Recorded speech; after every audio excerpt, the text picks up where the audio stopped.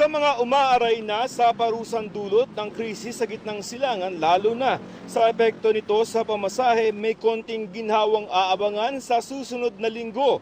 Discounted na pamasahe o libreng sakay. May 1 bilyong pisong pondo ang Department of Transportation o DOTR para sa service contracting o pangontrata sa mga pampublikong sasakyan na hinihintay na i-release na lamang ng Department of Budget and Management.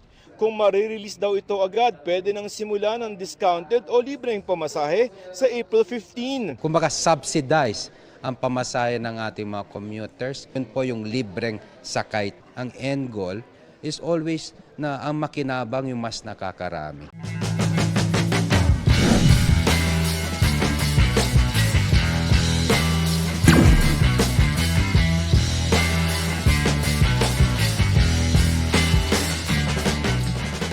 Kung isa ka sa araw-araw nagko-commute, magandang balita to para sa'yo. May plano na magpatupad ng discounted o kahit libreng sakay simula April 15. Pero bago tayo mag-react, panoorin muna natin mismo kung ano ang sinasabi sa report na ito. Dito ipapaliwanag kung bakit nila gustong ipatupad ito, sino ang makikinabang, at ano ang posibleng mangyari sa pamasahe sa mga susunod na araw. Panoorin natin to. Sa gitna ng mahal na langis, may ilang mga bus company na may biyaheng panorte nagtaas ng pamasahe kahit wala pang inaaprubahan ang LTFRB. Pero sa mga darating na linggo, may nag-aabang na ginhawa dahil ipatutupad na ang discounted o kaya'y libreng sakay. Nakatutok si Joseph Moro. Sa mga umaaray na sa parusang dulot ng krisis sa gitnang silangan, lalo na sa epekto nito sa pamasahe, may konting ginhawang aabangan sa susunod na linggo. Discounted na pamasahe o libreng sakay. May 1 bilyong pisong pondo ang Department of Transportation o DOTR para sa service contracting o pangontrata sa mga pampublikong sasakyan na hinihintay na i-release na lamang ng Department of Budget and Management. Kung marirelease daw ito agad, pwede nang simulan ng discounted o libreng pamasahe sa April 15. Kumbaga subsidize ang pamasahe ng ating mga commuters. Yun po yung libreng sakay. Ang end goal is always na ang makinabang yung mas nakakarami.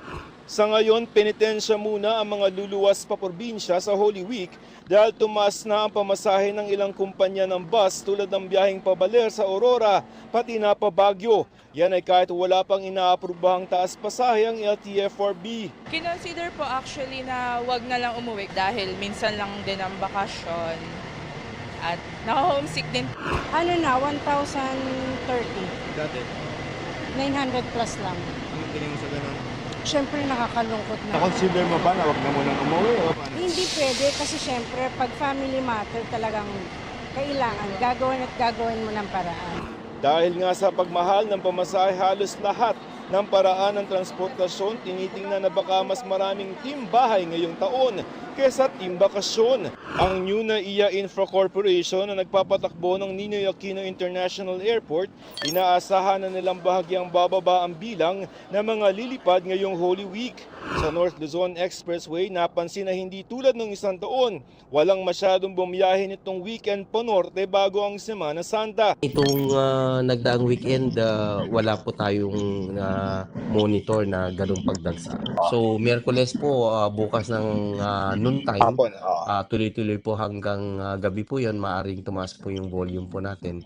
Maging yung Thursday po ng madaling araw pa lang po hanggang hapon. Magkakaroon pa rin po siguro ng volume mas konti kaysa yung mga nakarang taon. Sa mga patimog na bahagi naman ng Metro Manila, inaasahan na rin ng SMC Tollways na bababa ang bilang ng mga biyahero ng 10 hanggang 15%. Ang bahagyang tumaas ay sa Parañaque Integrated Terminal Exchange o PTEX. Yung mga dating motorista natin na nasanay nagdadala ng sarili nilang sasakyan patungo sa mga tanggapan nila, patungo sa mga probinsya, nagbabusta lang para makatipid kahit papano. Sa mga magbabarko, ayon sa DOTR, may nagpasabi daw na magbabawas ang bilang ng kanilang mga barko pero handa raw ang DOTR para rito. I ask Coast Guard na i-deploy nyo yung ating mga barko sa tingin natin na usually nagkakaroon ng ganitong problema para makapagbigay tayo ng libreng sakay. Siniguro naman ng Department of Public Works and Highways o DPWH na mas maginhawa magiging biyahe ng mga dadaan sa Maharlika Highway. May mga bahaging nakumpuni na tulad ng bahaging ito sa Gumaca, Quezon. Ipinatigil na muna ni DPWH Secretary Vince Dizon ang pagkukumpuni at itutuloy na lamang ulit sa April 6. Ang importante is itong Holy Week, walang magwa one way. No? Kasi yun ang nagpapabagal talaga ng traffic. Ayon sa Department of Transportation, naabot sa 6 na milyon na mga pasahero ang inaasahang babiyahe ngayong Semana Santa. Kaya nga naka-heightened alert na ang Philippine National Police o PNP. Magpapakalat ng lampas 90,000 ng mga pulis para tumulong sa pag-aalis ng mga harang din sa daan at sumaway sa mga pasaway. Nagiinuman yan hanggang alas 10, alas 11. Sabihin nila, swimming muna tayo. Last year, parang umabot tayo ng 8 ang nalunod dahil dyan sa nagiinuman. So, i-deploy rin namin ng PNP at Coast Guard sa mga dalampasigan natin. Hindi mo nahuliin.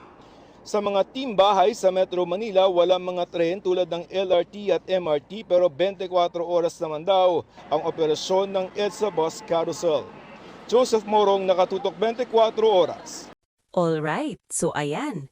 Klaro na may plano talagang ipatupad itong discounted o libreng sakay bilang tugon sa patuloy na pagtaas ng presyo ng langis. Magandang tulong to, lalo na sa mga commuters na araw-araw bumibiyahe. Kahit papano, mababawasan yung daily gastos. Pero mapapansin natin, hindi pa ganon kadetalye kung paano ito ipapatupad, kung saan routes, gaano katagal, at kung sapat ba ang budget para tuloy-tuloy ito. Sa totoo lang, hindi na bago yung ganitong programa. Ilang beses na rin itong ginawa before, at effective siya, pero kadalasan, pansamantala lang. Kaya ang tanong ngayon, kung sakaling matuloy ito sa April 15, gaano katagal ito tatagal? At sapat ba ito para maibsan talaga yung bigat ng gastos ng mga Pilipino? Kasi habang tumataas yung presyo ng langis, parang band-aid solution lang minsan ng libreng sakay. Pero at the end of the day, malaking tulong pa rin ito, lalo na kung maayos ang implementation. Kayo, anong tingin nyo? Makakatulong ba talaga ito sa inyo o pansamantala lang? Comment nyo sa baba. Gusto kong malaman yung experience at opinion nyo bilang commuter. At kung gusto nyo ng ganitong updates, follow lang kayo.